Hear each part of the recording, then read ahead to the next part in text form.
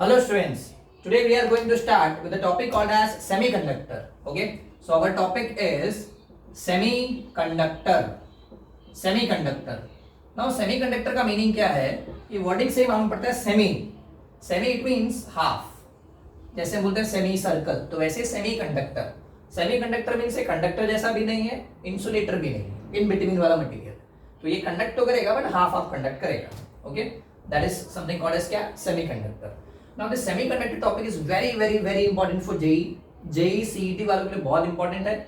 Engineering में I can say throughout engineering you will be studying this semiconductor in depth. तो ये आपको मिलने वाला है.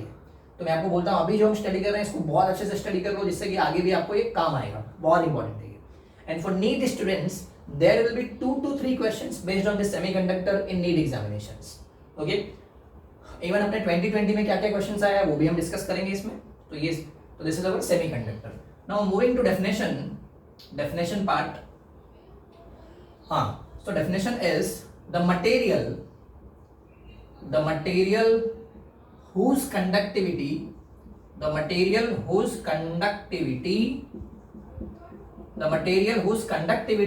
lies between conductor and insulator. Conductor and insulator is called semiconductor. So I can say the material whose conductivity lies between conductor and insulator are nothing but semiconductor. Okay, तो ये जो semiconductors होते हैं means क्या कि ये conductor और insulator, मतलब ये कंडक्टर भी नहीं है, ये बहुत फास्ट कंडक्ट करेगा, इंसुलेटर भी नहीं है जो कंडक्ट ही नहीं करेगा, ये इन बिटवीन है. तो जिसका कंडक्टिविटी दोनों के बीच में होगा उसको हम क्या बोलेंगे, semiconductor. So the examples are here I can say we have examples silicon, germanium, then we have something called as gallium arsenide etcetera etcetera. तो ये सब कुछ सेमीकंडक्टर है जिसको हम डे टू डे लाइफ में बहुत मैक्सिमम यूज करते हैं. Okay, now moving to semiconductor generation. तो ये जो सेमीकंडक्टर का जनरेशन है, semiconductor so I can say कि अभी का जो जनरेशन है present generation, that is nothing but क्या, प्रेजेंट जनरेशन इज सेमीकंडक्टर का जनरेशन. ठीक है, मींस इसके पहले भी पास्ट में there were something called as vacuum tube. तो ये सेमीकंडक्टर से पहले हम अपने पास क्या था, वैक्यूम ट्यूब. ये बट वैक्यूम ट्यूब में प्रॉब्लम क्या है, vacuum tube device like I can say कि पहले का जो टीवी था, आपने वो टीवी देखा होगा, डब्बा वाला टीवी है ना, बड़ा सा डब्बा जैसा टीवी था. इवन आपने ये ये पीसी, तो जब मैं कंप्यूटर हुआ करता था उसका भी जो टीवी देखा होगा, स्क्रीन वो कितना बड़ा मीन्स डब्बा जैसा हुआ करता था. तो वो जो अपना था दैट इज नथिंग बट क्या, वैक्यूम ट्यूब. क्या था वो, vacuum tube. Now in case of vacuum tube the required power supply is very very high. तो वहां पे उसमें जो CRT होता है, cathode ray tube, where we require the voltage of the order of 10 I can say kilovolt के range में चाहिए, 10 किलोवोल्ट 20 किलोवोल्ट. तो ही क्या होगा, इलेक्ट्रॉन एक्साइट होगा, फिर वो स्क्रीन पे कोलाइड होगा, है ना, स्क्रीन पे आएगा, फ्लोरेसेंस स्क्रीन पे फिर अपने को दिखाई देता है, ऐसा होता है. बट वहां पे जो I can say operating power requirement, voltage का requirement is very very high in case of vacuum tube. Even so पहला क्या हो गया, power requirement is very high. Even efficiency is very very less.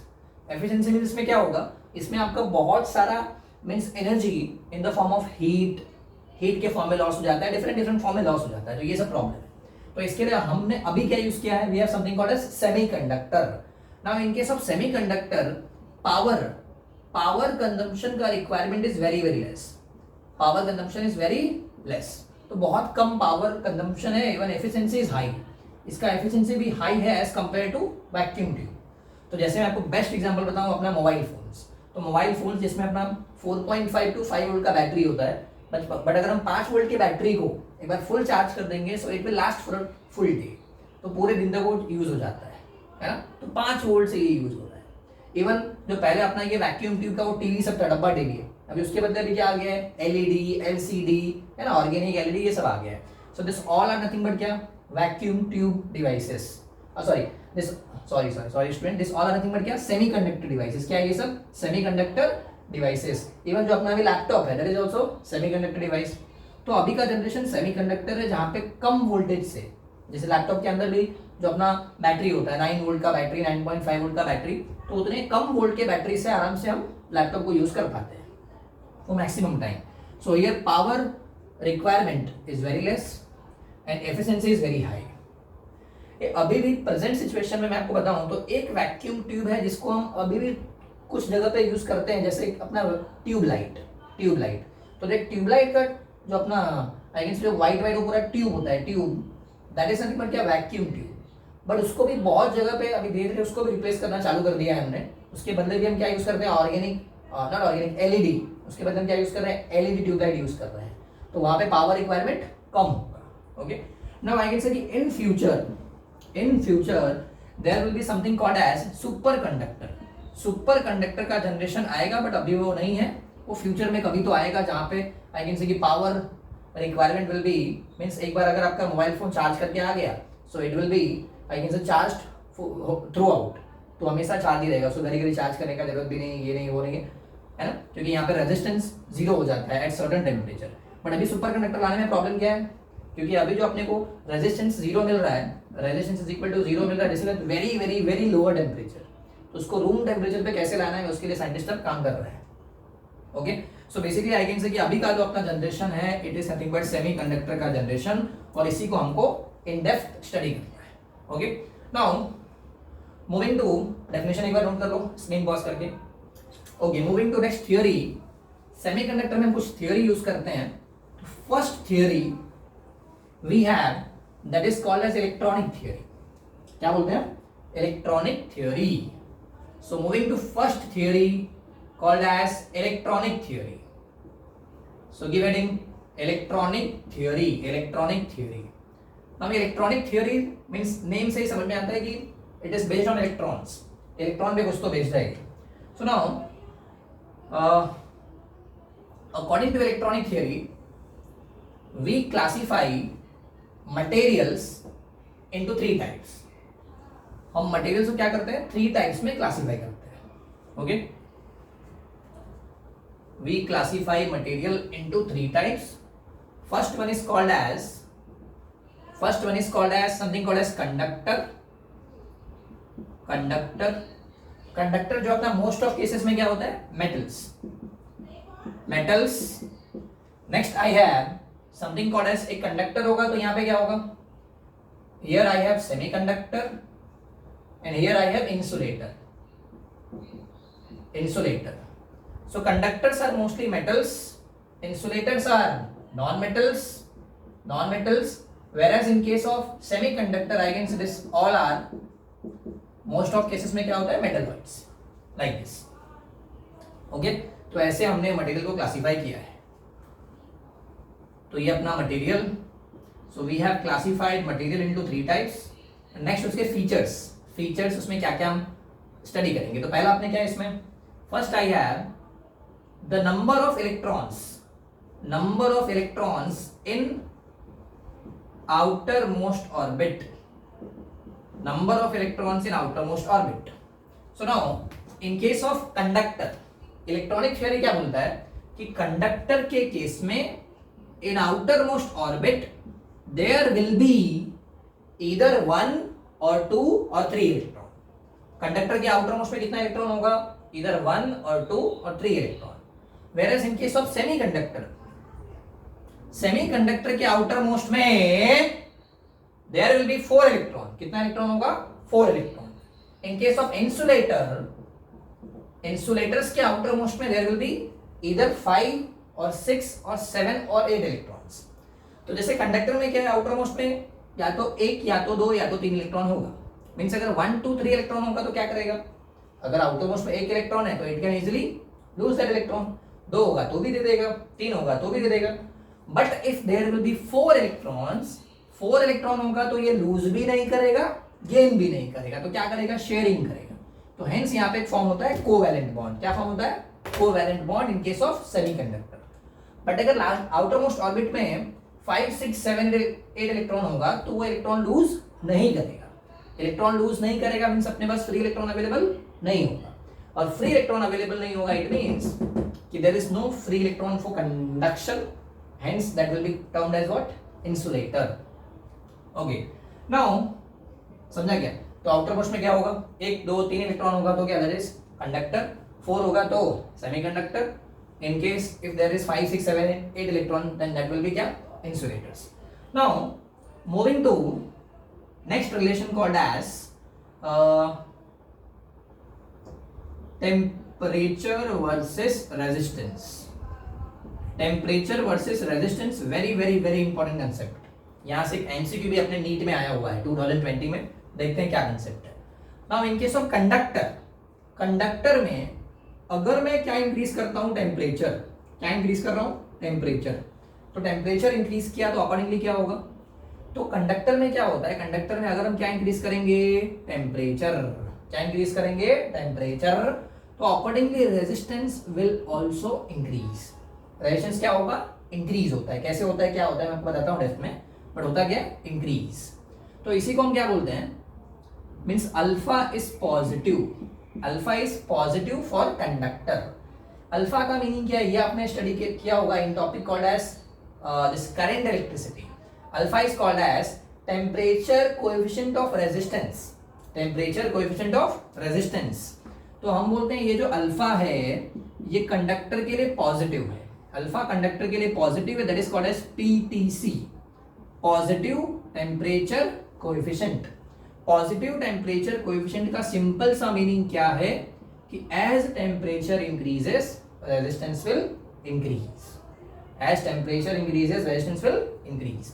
अगर यही हम बात करें इसका सेमीकंडक्टर का, तो सेमीकंडक्टर में क्या होता है, as temperature increases resistance of semiconductor will decrease. Resistance क्या होता है, डिक्रीज। तो इसी को हम क्या बोलते हैं कि alpha is negative, alpha is negative. और ये जो अल्फा नेगेटिव होता है this is called as NTC, negative temperature coefficient. Negative temperature coefficient का सिंपल सा मीनिंग क्या है कि as temperature increases resistance of semiconductors will decrease. Okay, now moving to insulators.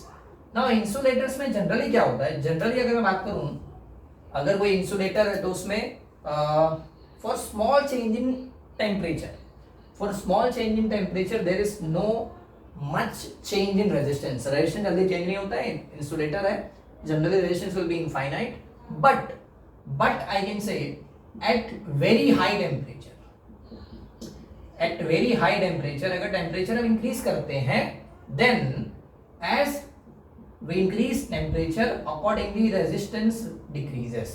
resistance क्या होता है, decrease, means इसका behavior भी कैसा देखने को मिलता है अपने को, similar to semiconductor, NTC negative temperature coefficient।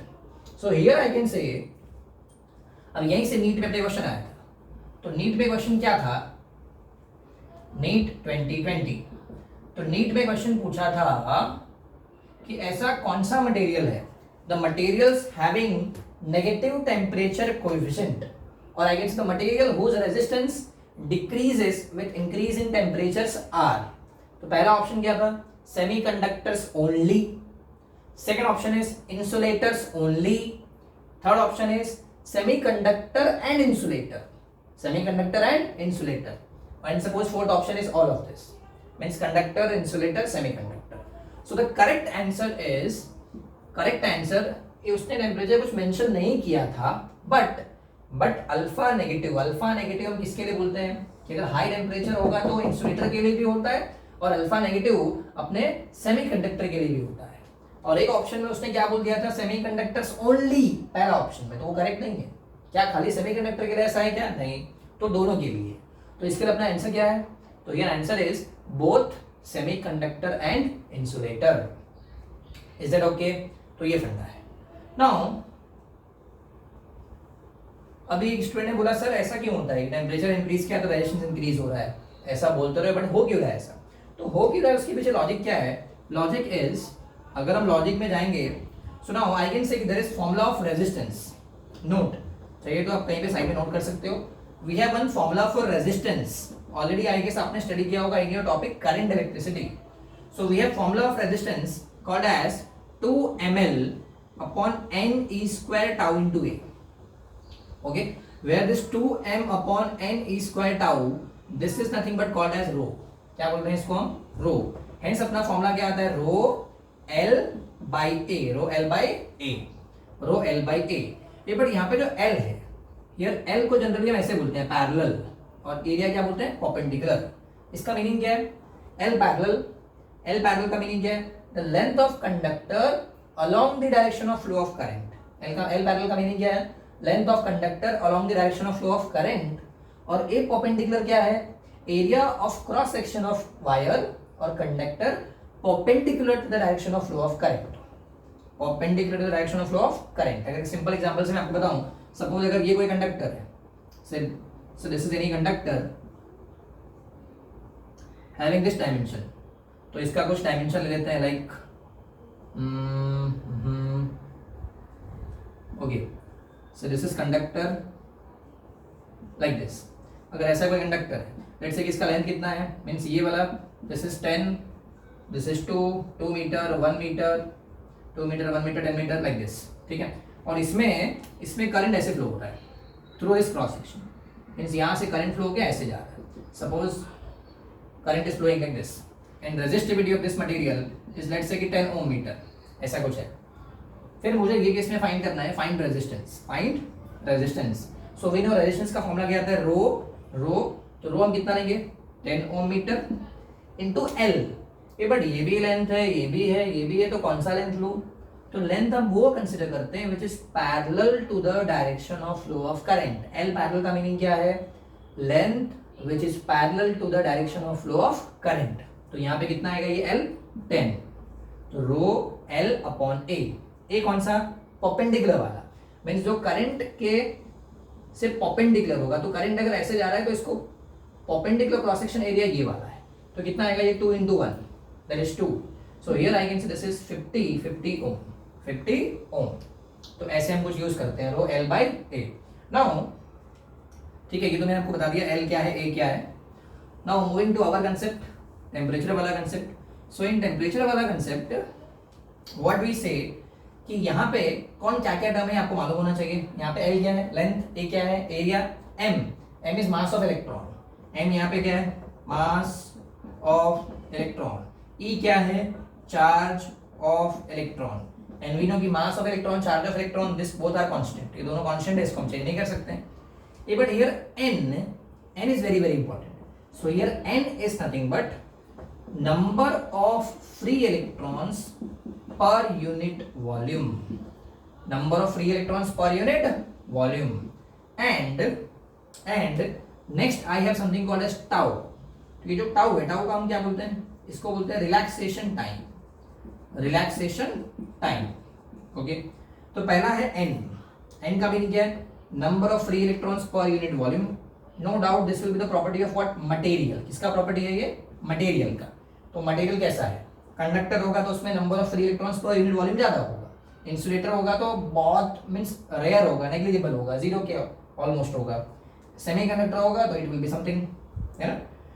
And tau is something but relaxation time. तो relaxation time, this is the property of temperature. ये किस पे डिपेंड करेगा? टेम्परेचर पे. मीन्स अगर आप क्या करते हो, रिलैक्सेशन टाइम का मीनिंग क्या है? Means we know कि in any material electrons are always in a random motion. तो constantly वो इधर उधर जाएगा, कोलाइड होगा, again they will move, again they will collide. So एक बार कोलिजन हुआ, again वो मूव हुआ, again कोलिजन हुआ. So between two successive collision जितना टाइम लग रहा है, the time interval between two successive collisions are called as relaxation time. क्या बोलते हैं? कि उतने टाइम तक वो रिलैक्स होके चला, फिर कोलाइड, अगेन रिलैक्स होके चला, फिर कोलाइड. तो रिलैक्सेशन टाइम. ठीक है. Now what happens in case of conductor में क्या होगा? व्हेन वी इंक्रीज टेम्परेचर, तो अगर हम टेम्परेचर को इंक्रीज करते हैं, so as temperature increases, already वो कंडक्टर है तो उसके पास number of free electrons per unit volume तो बहुत ज्यादा है ही, नो डाउट. बट अगर आप टेम्परेचर इंक्रीज करोगे तो जो कोलिजन पहले स्लोली हो रहा था, अब ये कोलिजन क्या होगा, फास्ट होगा। फास्ट होगा इट मीन्स कि रिलैक्सेशन टाइम, पहले जो कोलिजन आराम से हो रहा था अभी वो फास्ट होगा, मीन्स दो कोलिजन के बीच में टाइम कम लगेगा। इट मीन्स दिस टाउ का वैल्यू विल डिक्रीज, टाउ का value will decrease, and no doubt कि थोड़ा बहुत बॉन्ड भी ब्रेक होगा तो ये n का वैल्यू थोड़ा सा इंक्रीज होगा, नंबर ऑफ फ्री इलेक्ट्रॉन्स थोड़े से इंक्रीज हो जाएंगे due to breaking of bond. But I can say कि n का इफेक्ट यहाँ पे नेग्लिजिबल होगा, ठीक है, n का इफेक्ट क्या होगा, नेग्लिजिबल, क्योंकि ऑलरेडी इसके पास बहुत सारे फ्री इलेक्ट्रॉन्स हैं। हेंस यहाँ पे कौन सा डोमिनेट करेगा इफेक्ट, टाउ का इफेक्ट, रिलैक्सेशन टाइम का। तो रिलैक्सेशन टाइम डिक्रीज हो गया तो हेंस रेजिस्टेंस क्या होगा, resistance will decrease, relaxation time decrease हो गया, it means resistance will increase, resistance will increase. और आई कैन से पूरा टर्म रेजिस्टिविटी है तो अपने को ऐसे बोलना चाहिए, ऐसे ध्यान रखना चाहिए कि resistivity increases, hence resistance increases, and there is something called as क्या, कंडक्टिविटी, तो conductivity decreases and conductance also decreases, ठीक है। तो क्या हो रहा है, लिंक समझ में आ रहा है। तो हमने क्या किया, क्या इंक्रीज किया, टेम्परेचर, टेम्परेचर इंक्रीज किया तो क्या है, डिक्रीज होगा रिलैक्सेशन टाइम, क्योंकि कोलिजन बहुत फास्ट होगा। तो when relaxation time will decrease, hence I can say कि resistivity will increase, hence resistance will increase, conductivity will decrease, conductance will decrease. So this is the case in case of conductor. Now moving to semiconductor. Semiconductor में क्या होगा, तो भाई जब semiconductor में as temperature increases, तो यहाँ पे भी क्या होने वाला है, टेम्परेचर इंक्रीज करेंगे तो टाउ का वैल्यू डिक्रीज होगा, no doubt, and number of free electrons per unit volume increase होगा। बट सेमीकंडक्टर में टाउ क्या है, रिलैक्सेशन टाइम, बट यहाँ बहुत सारे फ्री इलेक्ट्रॉन पहले से नहीं है, तो बहुत सारे फ्री इलेक्ट्रॉन्स पहले से नहीं है मींस टाउ का इफेक्ट यहाँ पे कैसा होगा, नेग्लिजिबल। जैसे यहाँ पे n का इफेक्ट नेग्लिजिबल था वैसे यहाँ पे टाउ का इफेक्ट नेग्लिजिबल होगा। बट जैसे आप टेम्परेचर इंक्रीज करोगे accordingly number of free electrons per unit volume increase होगा, इट मींस n यहाँ पे इंक्रीज होगा। तो जैसे n इंक्रीज होगा, n क्या हो गया, increase, hence I can say कि n इंक्रीज हुआ तो resistivity will decrease, hence resistance will decrease, ठीक है। एंड वी नो कंडक्टिविटी क्या होता है, ये रेसिप्रोकल ऑफ रेजिस्टिविटी, तो it will increase. Conductance that is a reciprocal of resistance, इसको G से डिनोट करते हैं हम, कंडक्टेंस, तो कंडक्टेंस विल इंक्रीज, ठीक है। तो this is the case in case of semiconductor. और आपको ध्यान रखना है ऐसा ही कुछ किसके साथ होगा, इंसुलेटर के साथ भी होगा एट वेरी हाई टेम्परेचर, कि वेरी हाई टेम्परेचर पे इंसुलेटर में भी क्या होगा, बहुत सारे बॉन्ड ब्रेक होंगे, बॉन्ड अगर ब्रेक होगा तो hence resistivity decreases, resistance decreases. इसके लिए हम क्या बोलते हैं कि इंसुलेटर का भी अल्फा का वैल्यू क्या होगा, नेगेटिव होगा, ओके। तो स्क्रीन पॉज करके नोट कर लो पहले। Now moving to third point, तो ये अपने दो पॉइंट हो गया, पहला क्या, number of electrons in outermost orbit, then second I have the effect of temperature on resistance, effect of temperature on the resistance. Now moving to third point, that is the value of resistivity.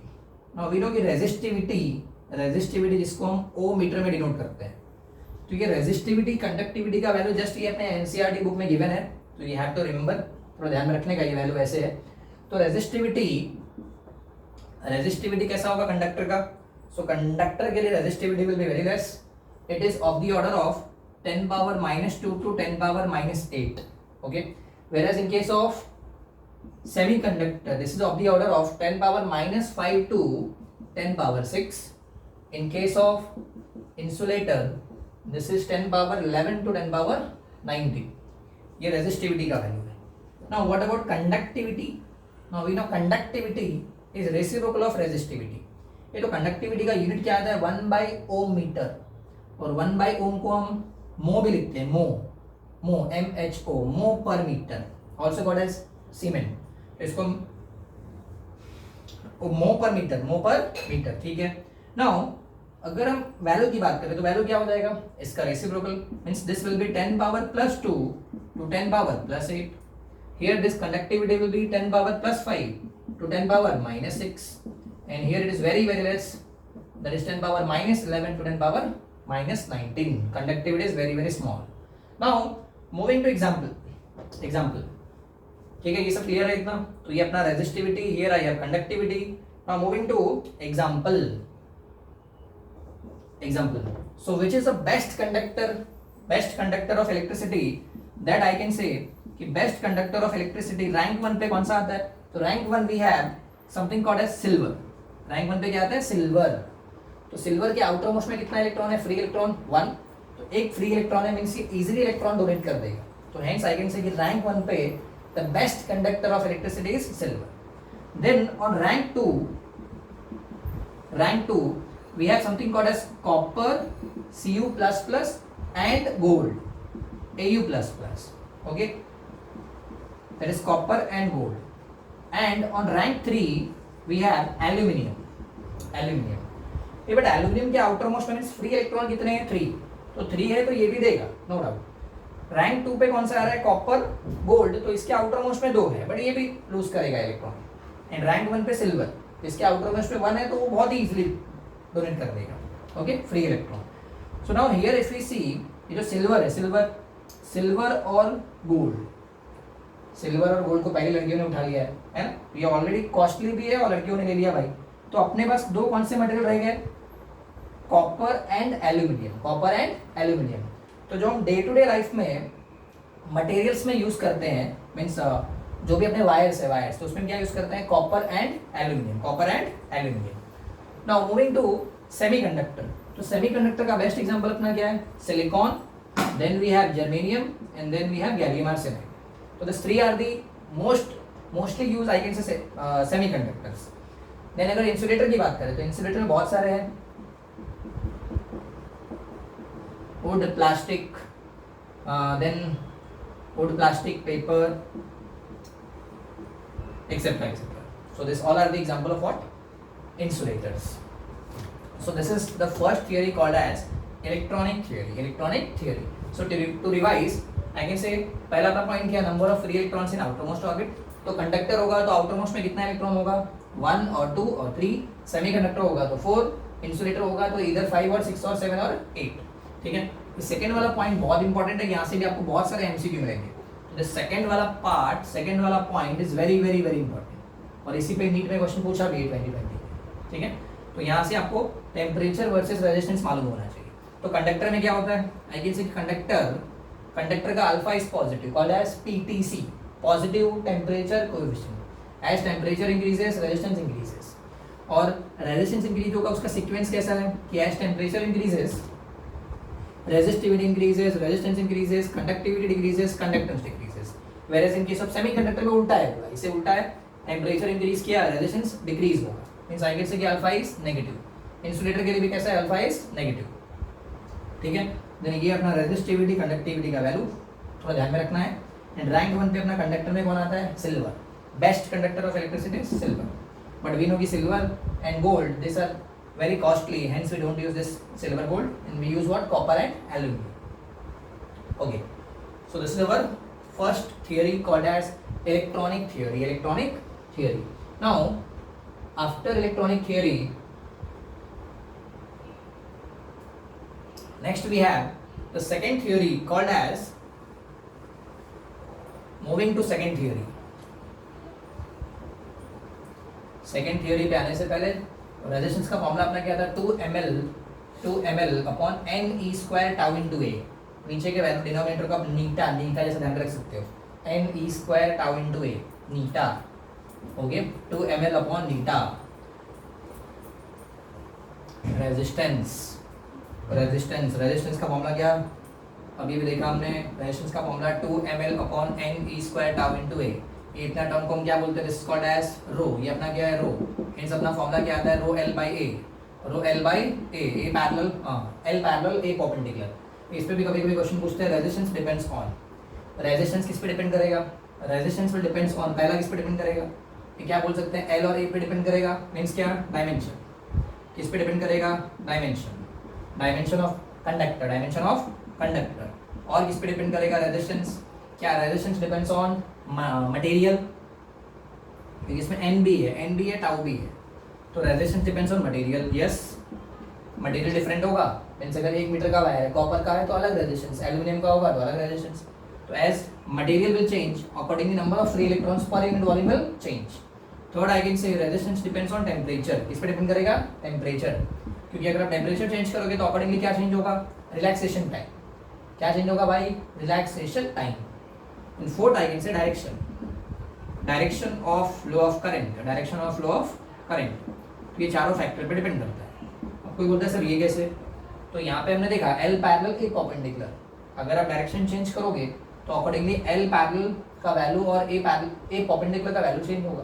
तो hence resistance का value भी change होगा. ये what about resistivity?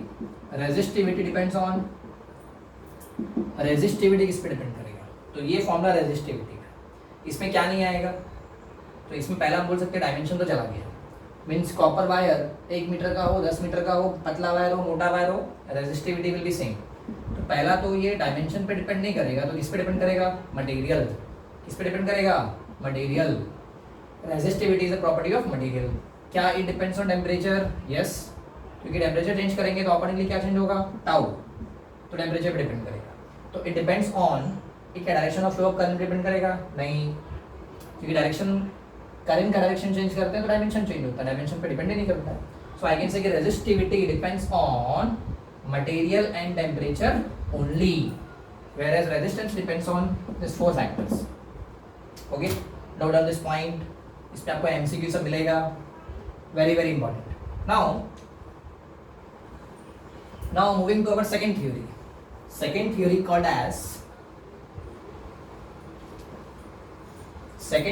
is called as band theory. क्या बोलते हैं भाई? Band theory. The second theory is named called as what? Band theory. Now ये band theory क्या है? So here I can say कि क्या होता है कि for isolated atom, isolated atom means अगर एक सिंगल एटम है, सपोज अगर मैं बात करूँ सोडियम की बात करता हूँ, सिंपल सोडियम जिसका एटॉमिक नंबर कितना है भाई? 11. कितना एटॉमिक नंबर? 11. तो अगर इसका एटॉमिक नंबर 11 है, इट मींस इलेक्ट्रॉनिक कॉन्फ़िगरेशन क्या होगा? 281 है ना? 281. जो पहला वाला शेल होता है उसको हम क्या बोलते हैं? K, फिर L, फिर M. केमिस्ट्री है. तो ये अपना है. Now if you talk about the electronic configuration, अगर हम इलेक्ट्रॉनिक कॉन्फ़िगरेशन देखेंगे तो कितना आएगा ये? 1s2, 2s2. Then we have 2p6. तो कितना हो गया? 2, 2, 4, 4, 6, 10.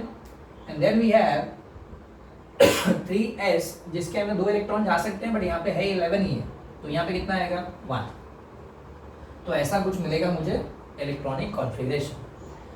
बट आइसोलेटेड एटम में, in case of isolated atom we have something called as energy levels.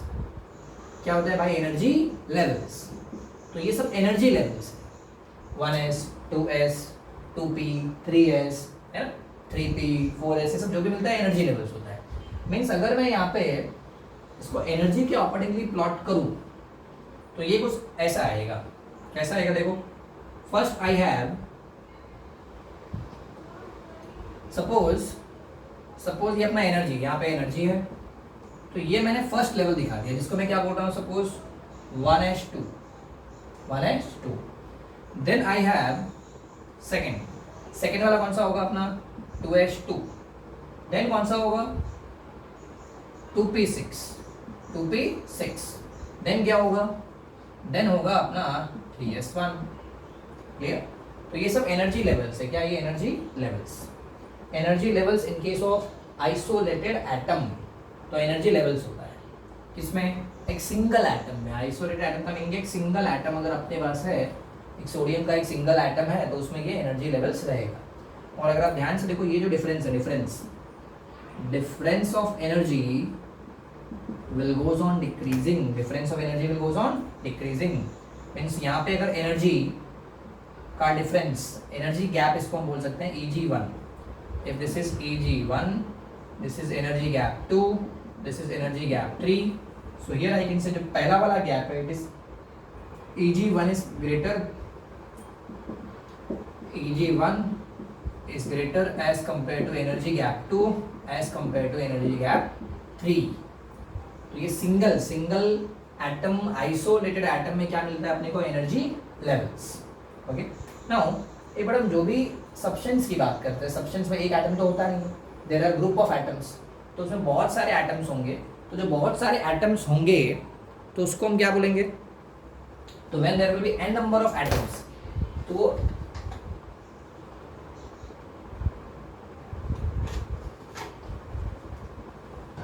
Okay, तो वो अपना आई कैन से कि वो एक आइसोलेटेड एटम नहीं होगा, तो वो क्या होगा? एक सब्सटेंस होगा, एक क्रिस्टल होगा. तो इन केस ऑफ क्रिस्टल, ये तो आइसोलेटेड एटम के लिए, इसको नोट कर लो. नाउ मूविंग टू क्रिस्टल, अगर एक क्रिस्टल है कोई, second point, suppose I have crystal, sodium crystal. अगर एक सोडियम का क्रिस्टल है, ये सोडियम का क्रिस्टल है, तो अगेन है तो sodium means group of sodium atoms, उसमें बहुत सारे सोडियम के एटम्स हैं. तो अगेन सोडियम का एटॉमिक नंबर 11 281, इलेक्ट्रॉनिक कॉन्फ़िगरेशन भी सेम रहेगा, 1s2 2s2 2p6 3s1. ठीक है भाई. नाउ ये बट अगर सोडियम क्रिस्टल है मीन सोडियम का कोई सब्सटेंस है लाइक दैट, तो अगर कोई सब्सटेंस है, कोई क्रिस्टल है, तो उसमें एक सोडियम तो है नहीं. एक सोडियम है नहीं मीन्स यहाँ पे एक एनर्जी लेवल्स नहीं आएगा, यहाँ पे एक एनर्जी लेवल्स नहीं आएगा. तो यहाँ पे क्या होगा? हियर आई कैन से कि there will be the group of energy levels. यहाँ पे क्या मिलेंगे अपने को? Group of energy levels. तो जो ग्रुप ऑफ एनर्जी लेवल्स मिलेगा, लेट्स से कि ये अपना एनर्जी वर्सेस ये अपना ऑर्बिट को हम दिखा रहे हैं. तो सपोज अगर ये फर्स्ट वाला मीन्स 1s में जितने भी एटम होंगे, समझो सोडियम का एक एटम है जिसका कुछ तो एनर्जी है, ठीक है, वो 1s ऑर्बिट में है. नाउ अगर दूसरा कोई सोडियम का एटम होगा, लेट्स से एग्जांपल कि अगर इसका एनर्जी 1.01 इलेक्ट्रॉन वोल्ट है, सेकंड वाला अगर होगा 1.02 इलेक्ट्रॉन वोल्ट, थर्ड वाला अगर होगा 1.005 इलेक्ट्रॉन वोल्ट, ठीक है, 1.008 इलेक्ट्रॉन वोल्ट, ऐसे बहुत सारे सोडियम के एटम हैं. तो मीन्स हम क्या कर सकते हैं, ये जो थोड़ा जो एनर्जी डिफर कर रहा है, सपोज 1.00 इलेक्ट्रॉन वोल्ट, तो जिसका एनर्जी का डिफरेंस बहुत कम होगा, ऐसे सब सोडियम एटम्स के एनर्जी लेवल्स को हम एक साथ कंबाइन करते हैं और उसको हम क्या बोल देते हैं? उसको हम बोलते हैं बैंड. क्या बोलते हैं? Band. So here I can say कि ये अपना क्या है? 1s2 band. तो बैंड का मीनिंग क्या है? बैंड इज नथिंग बट, तो क्रिस्टल में क्या होगा? फर्स्ट ऑफ ऑल क्रिस्टल में होगा we have something called as energy band. तो अगर हम किसकी बात कर रहे हैं? क्रिस्टल, तो क्रिस्टल में क्या मिलेगा अपने को? Energy band. अगर एक आइसोलेटेड एटम होगा तो उसमें क्या मिलेगा अपने को? Energy levels. बट अगर क्रिस्टल होगा तो उसमें क्या मिलेगा अपने को? क्रिस्टल में मिलेगा एनर्जी बैंड. तो एनर्जी बैंड का मीनिंग क्या है भाई? तो बैंड का डेफिनेशन लिख दो. Definition, band is nothing but a group of energy levels. Energy band, वैसे एनर्जी बैंड की बात कर रहा है, तो एनर्जी बैंड का मीनिंग क्या है? Group of energy levels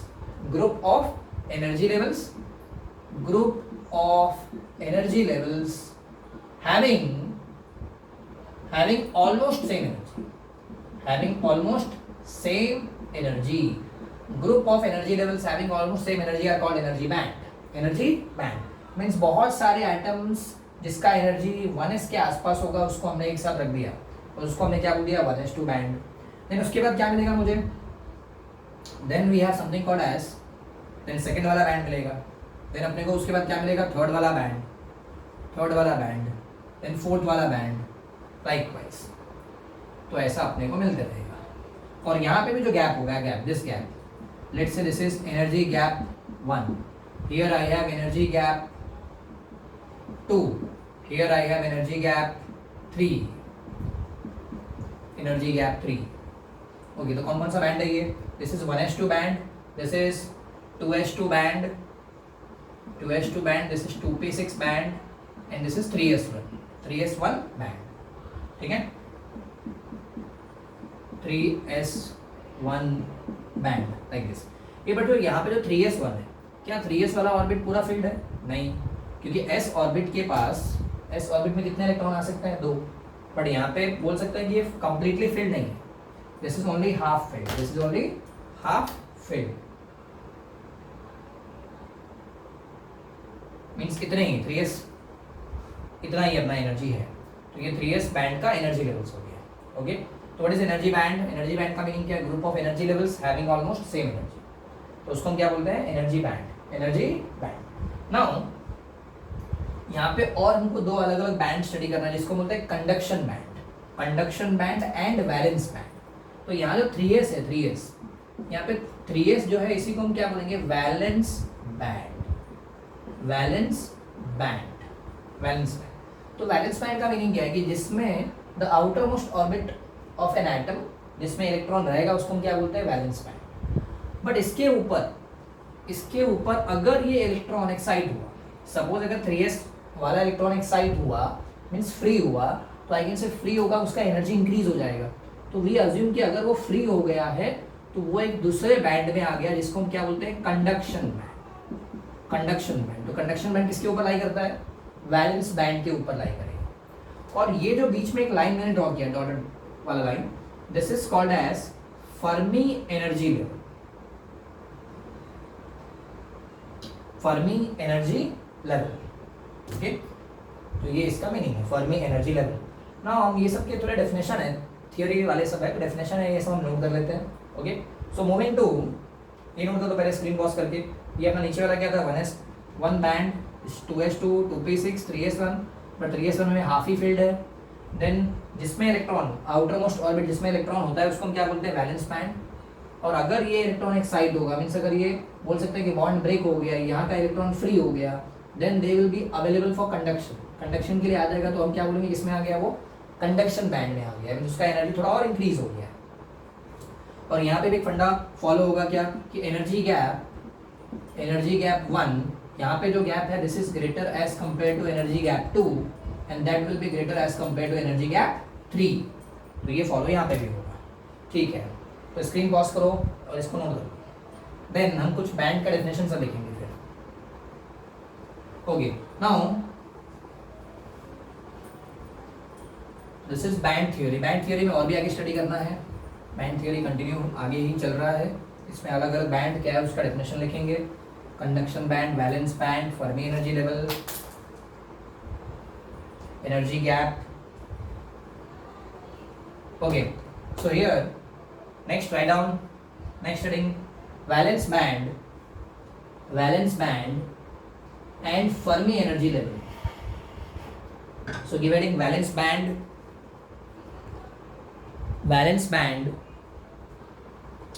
and Fermi energy level.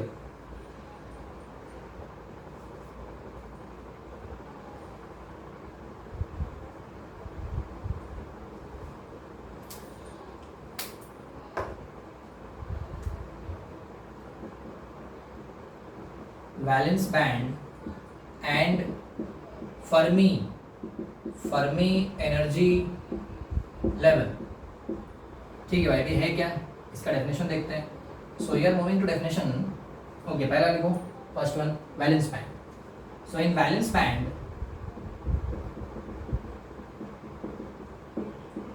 Right down first point, valence band का first point,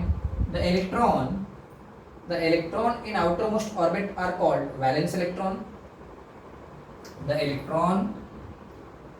electron in outermost orbits are called valence electron. The electrons in outermost orbits are called valence electron, and the orbit containing them is called valence orbit.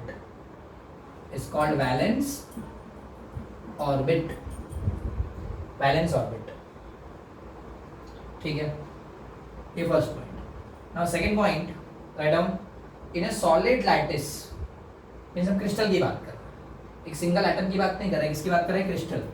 So in A solid lattice, lattice जो एक arrangement होता है ना, तो ये arrangement of electrons like कैसे रहेगा, क्या रहेगा. तो in a solid lattice the topmost band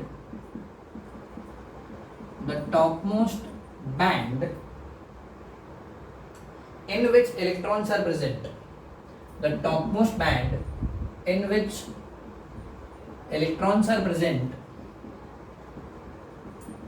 is called valence band. So I can write, in a solid lattice the topmost band in which electrons are present is called valence band. तो सबसे ऊपर वाला, जैसे अब example देखा था हमने 3s, तो जो 3s वाला था सोडियम के केस में, उसको हम क्या बोलेंगे, valence band. Valence band. Okay. Now next heading, Fermi energy level. Fermi energy level. Okay, write down. The highest energy. इसका definition लिखो. The highest energy that electron can have at 0 Kelvin is called Fermi energy level. The highest energy that electron can have at 0 Kelvin is called Fermi energy level. Basically इसको बोलते हैं Fermi energy, not level. Fermi energy is called Fermi energy, and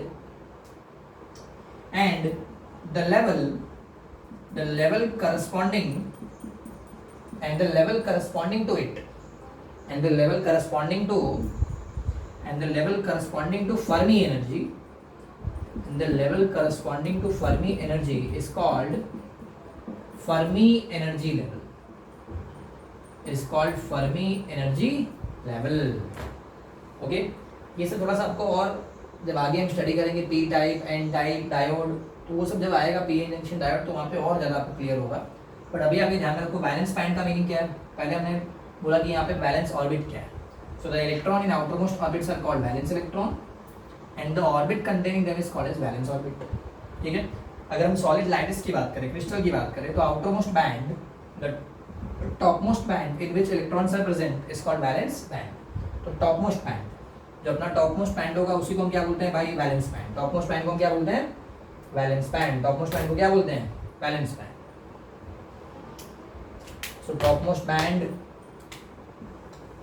are called as valence band. अब Fermi energy level का meaning क्या है, the highest energy that electron can have at 0 kelvin. तो 0 kelvin पे electron का जो maximum energy होगा उसी को हम क्या बोलते हैं, फर्मी एनर्जी. क्या बोलते हैं भाई, Fermi energy. And the level corresponding to Fermi energy is called as Fermi energy level. Okay, so this is valence band and Fermi energy level. Then keep adding next one, conduction band. ये दो band हो गया, means valence band हो गया, Fermi energy level हो गया. Then third, screen pause करके इसको नोट करो पहले. Then moving to third band, means third heading, यहाँ पे थर्ड बैंड नहीं, third heading called as conduction band.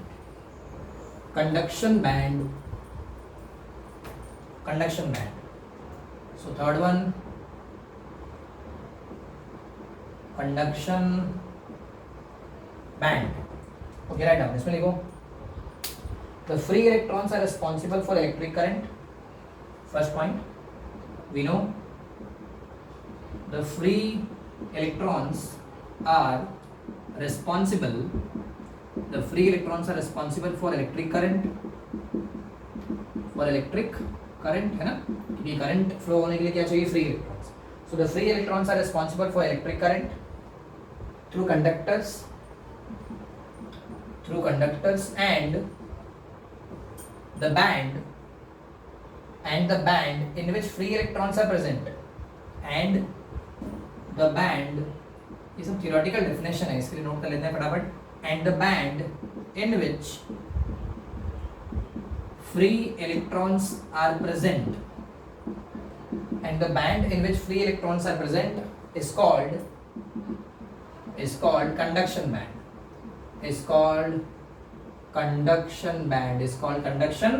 Band, ठीक है। तो पहला पॉइंट इसमें क्या बोला है कि free electrons are responsible for electric current through conductors, this we know कि फ्री इलेक्ट्रॉन्स होगा तो ही कंडक्टिविटी होगा, कंडक्ट करेगा। एंड जो बैंड जिसमें फ्री इलेक्ट्रॉन प्रेजेंट होगा, जैसे अभी अभी हमने देखा था वैलेंस बैंड, तो वैलेंस बैंड का इलेक्ट्रॉन जब ब्रेक होगा, टूटेगा, फ्री हो जाएगा, so we can say that will be available in conduction band. So the band in which free electrons are present is called as conduction band. Okay, इसी में second point लिखो, conduction band is present, इसको हम C B लिखेंगे, C B, valence band को क्या लिखेंगे, V B. तो conduction band is present above valence band, no doubt, तो वैलेंस बैंड के ऊपर प्रेजेंट रहेगा, is present above valence band. Now conduction band is either empty or partially filled. Conduction band is either empty, या तो पूरा खाली होगा, और partially filled होगा, okay? This is conduction band. Now moving to fourth point, that is called as Fermi energy level. A Fermi energy gap, not Fermi energy level, तो हो गया अपना Fermi energy gap, Fermi energy gap, और इसी को हम क्या बोलते हैं, बैंड गैप,